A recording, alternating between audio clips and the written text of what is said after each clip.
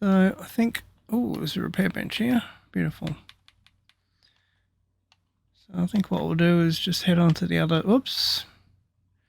That's what happens when you don't pay attention.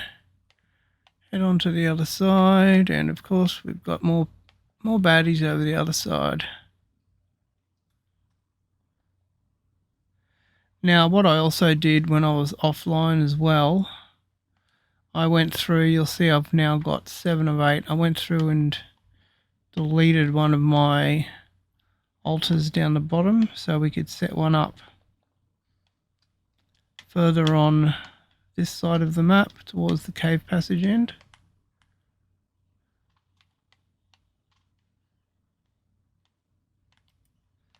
Alright, so what I'm going to do through this entire section is try and delete wherever I can me fighting all of the enemies around here. I'll leave a couple in just to give you a bit of an idea of what they're like, but suffice it to say they're pretty tanky and they take a while to kill.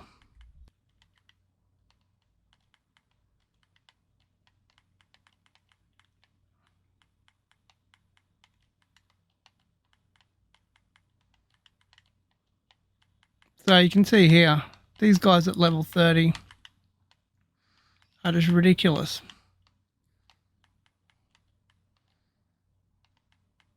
And these weapons are just not cutting it at all.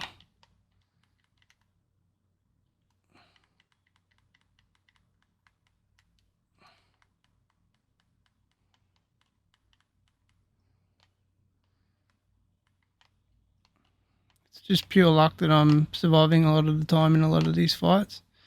So it's clear that we need better weapons. And this is where the game's sort of getting really difficult. So this is sort of assuming that you have gotten a lot better.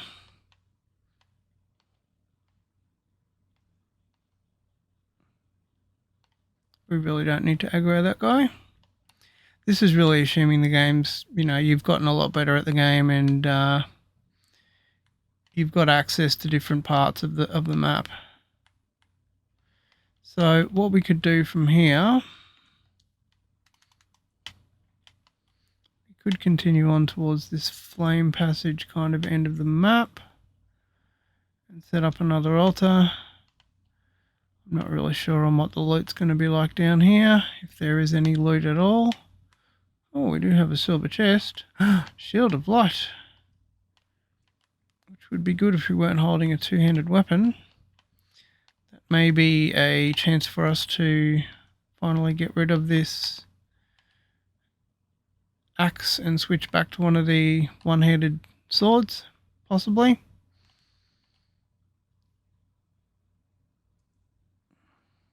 Not really too sure. We'll see how we go.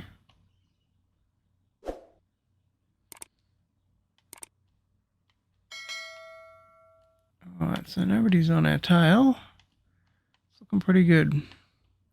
Alright, so it's possible that that little base over there could be a way to get up to the top. We do have a green scythe boss over here which we could aggro. And we've got enough kind of hills here to take the time. Because as we saw before,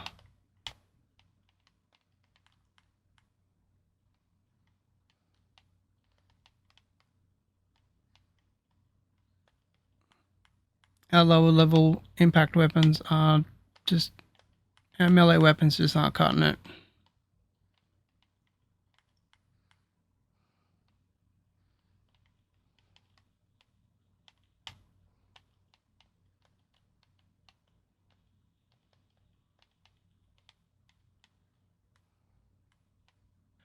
Alright, so still don't know how to get to that cave passage.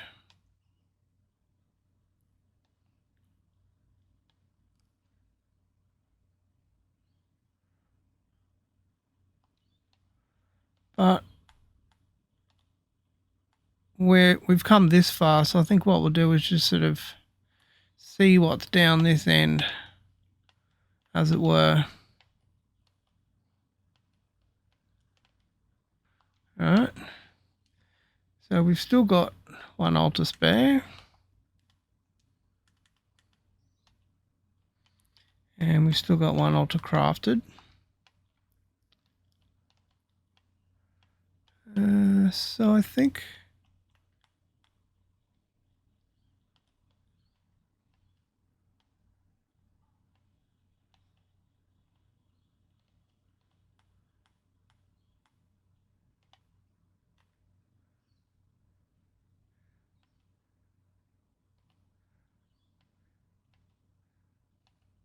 just have a little bit of a look up here so that we can see in the area.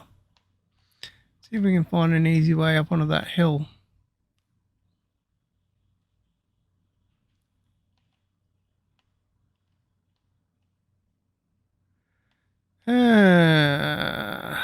All right, gold chest. 25 forest longbow. So yeah, what we can do is just set up just here. What we might do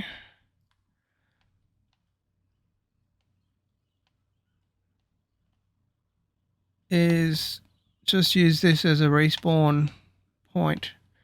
Now, I've neglected to point this out and haven't really wanted to point it out in this game and in this playthrough thus far, because it's sort of a cheat, I guess, but it's a game mechanic that they haven't written out or patched over yet. So, because what you can do is actually place a flame, and especially if it's near a gold chest, like we are here, what you can do is actually just return to the main menu.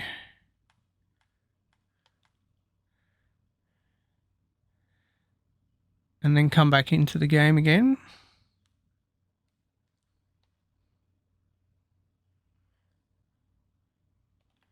And run over here to the gold chest. And open it again. And do the same thing. So I think I may leave that in place this time because I won't actually do it, but I'll just leave it here as a point anyway, point of reference, because while this is a good point to actually, oh yes, level 25 guillotine, while this actually is a really good point to do this from, it's actually a really good point in general anyway, because later on you need to take down the Grim, and where we are over here is not, whoops, excuse me buddy.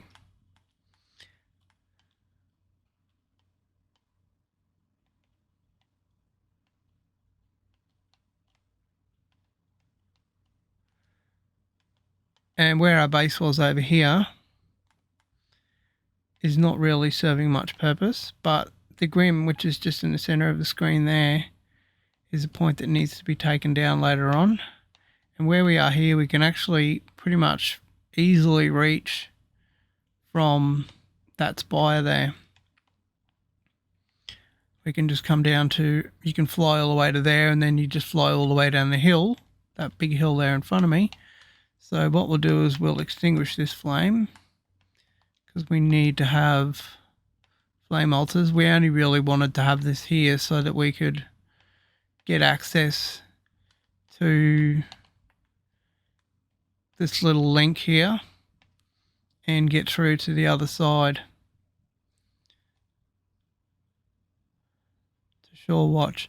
And we don't want to come in and face green side bosses every single time, and we don't need to, because if we leave a flame altar over here, we can just keep going to that, and that'll be good enough for us for that side of the map. Right, well, this has been a long enough mission this time around. I think we'll leave it there for the moment. Next time, what we'll get up to is, I think we might actually pop into the Hollow Halls now that we're actually starting to get a little bit more equipped and a little bit better at our combat. And I did mention earlier that we weren't really equipped and weren't really at a sufficient level to be able to do that. But now that we've been starting to sort of piece together better equipment in bits and pieces here and there, I think what I'll do is I'll piece together a blunt combat build, and we'll head on in to the hollow halls and check that out. All right, well, that's going to be it from me for this time around. We'll catch you next time on Glitch Gaming.